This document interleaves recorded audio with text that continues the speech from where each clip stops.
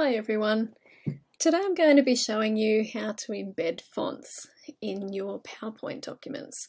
So this is a great feature that they have in PowerPoint that is fairly little known, and it's a great way to ensure that what you see on your screen with the fonts that you have used, once you save the file, other people who purchase your product, or if you're providing the slideshow to somebody else, when they go to present it, those same fonts can still be there if they'd like them to be, and they can edit it as well. So just because you see that font on your screen, it doesn't necessarily mean that somebody else will see the same font and the same sizing and colours and everything, because their slideshow, their PowerPoint software may not actually have those fonts available, especially if you've purchased fonts or you've downloaded your own fonts and they are only within your own PowerPoint. Okay, so what we need to do when we're saving, before we save, is go up to the top here and click on PowerPoint, go to Preferences, then find Save, and it may look a little bit different depending on your particular computer. Mine's a desktop Mac, and it's a little bit of an older version. I'll just show you what kind mine is.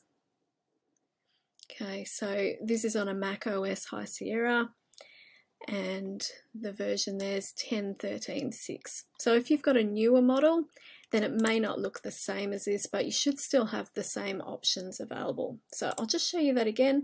Go to PowerPoint, Preferences, click on Save, and then down the bottom here you'll see Embed Fonts in the file. And it says Font Embedding, Preserve Fidelity when sharing this presentation. So as you can see, that's the name of my file. If you have a few open at the same time, you might want to shut down the other files while you're doing this, just to make sure that the one that is in here is the one that you are embedding fonts for. So you'll click on this and you'll see that automatically, if you just leave it at the default, on mine it says embed only the characters used in the presentation, best for reducing file size. So that may suit for you, but if you have a resource that may need to be edited by other people, then you'll want to be clicking this one here, which embeds all characters, which is best for editing by other people. Otherwise, if you click this one, they will have the same font when they open the file on their computer, but the problem will be if they want to change any words, they may not have access to all of the characters that they need. So that's why I click that one for my purposes.